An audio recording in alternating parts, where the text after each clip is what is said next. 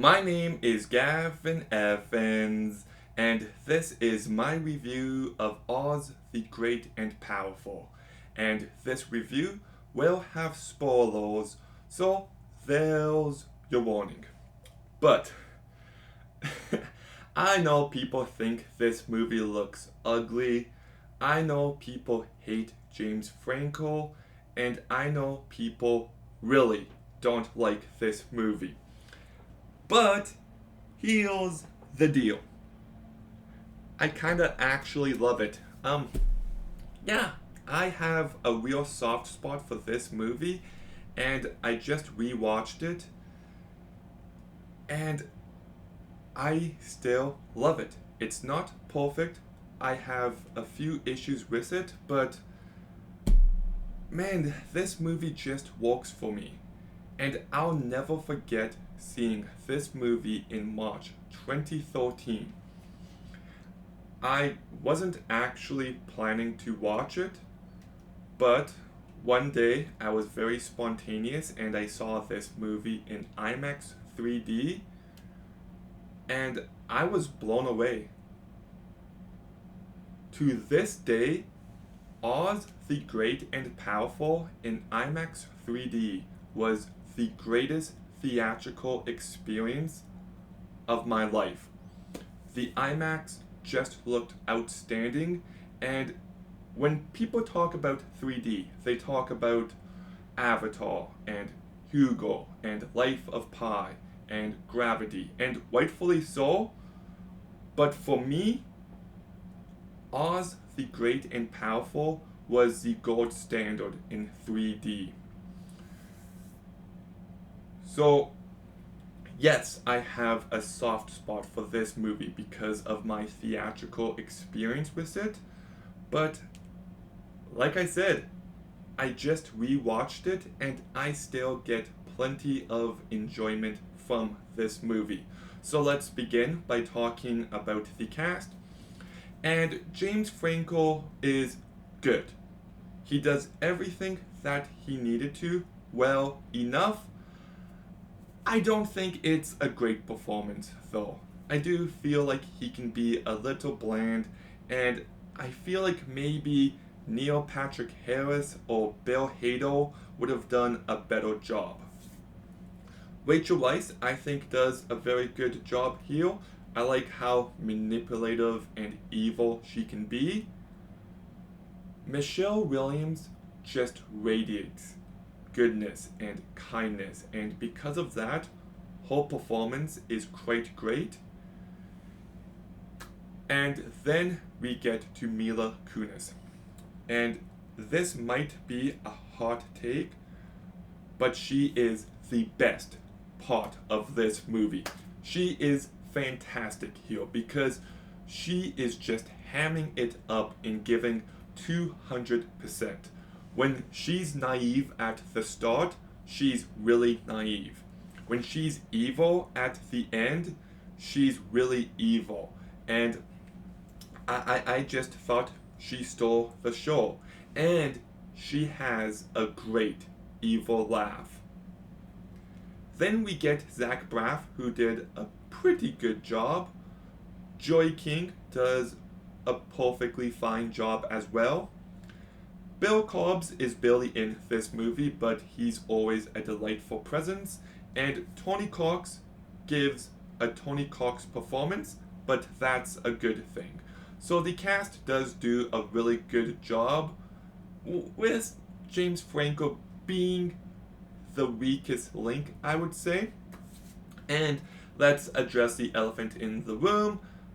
The CGI in this movie looks really artificial. This movie never looks realistic and it can take me out at times. Like, there's a scene where Oz is heading to Emerald City, and you can tell it's a green screen, and like you compare that to the original movie, like the original looks much better. But I do kind of get used to the CGI, and I do start to see a bit more of a vision as the movie progresses. The movie can look great in moments. There's a scene where Oz is about to fall off a cliff and Glinda saves him, and the way that scene plays around with silhouettes is stunning. The scene where Theodora becomes the Wicked Witch of the West and you just see the shadows is so good, and I love how colorful this movie is. So, the CGI isn't great, but I still think it's a pretty good looking movie for the most part. The production design is good. The makeup looks really good as well. And you've still got a movie directed by Sam Raimi, and he always finds a way to bring his sensibilities. Some of the stylistic choices here are so interesting and so Sam Raimi, and I just love it. And the first 25 minutes of this movie is perfection. The opening titles set the tone ever so perfectly, and then this movie just sets every character up at the start in a pitch perfect manner. And I love the tone and look of the opening 20 minutes. It feels like a throwback to old Hollywood. And when Oz enters, well, Oz, the ratio change is a jaw-dropping moment. That is a moment to me that just reminded me of the power of movies, and it still holds up to this day. I still like the fantasy plot, and I do like how this movie kind of subverts your expectations, because at first you think Mila Kunis and Rachel Weisz are the good witches, but surprise, they're actually the bad witches, and the bad witch at the start is actually the good witch. Just a nice little mid-movie reveal that freshens things up, and I do like the way Theodore is handled. How she's super naive at first, and she encounters someone who gives her just the smallest bit of attention and it goes straight to her head. She's immediately in love, and how that sets her on a dark path. I do think the handling of that character is really strong. And I like Oz's character arc. How he's a womanizer, he's a liar, he's selfish. But throughout the movie, he does become a better person. And this movie thematically reminds me of my favorite TV show ever, Arcane, and there's one line that Victor says to Jace in that show, which is, "In the pursuit of great, we failed to do good." And that sums up this movie quite nicely. How sometimes, actually, most of the time, it's okay to just want to be a good person.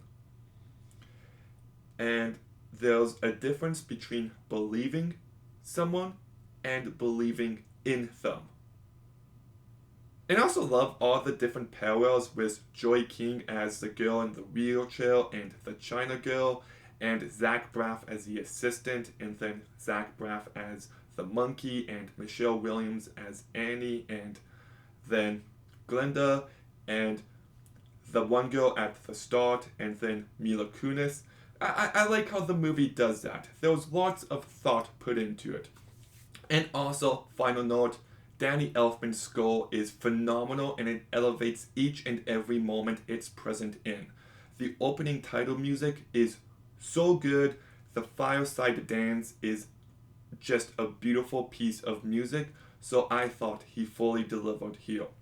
So, some questionable CGI aside,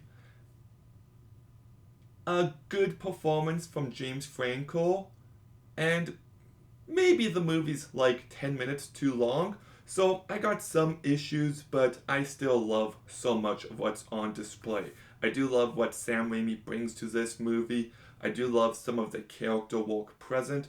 I do think there is a strong message, and I do like some of the visual decisions made throughout. It might not be a perfect movie, but it's a movie I still think is great, and seeing this movie in IMAX 3D just really hit for me. So I'm going to give Oz the Great and Powerful an 8 out of 10. I really wish this movie would go back to theaters for a 3D re-release, but that's obviously never going to happen. But Oz the Great and Powerful, what did you think of it? Let me know in the comments down below. Make sure you like, comment, subscribe, stay tuned for more videos soon, and Gavin out.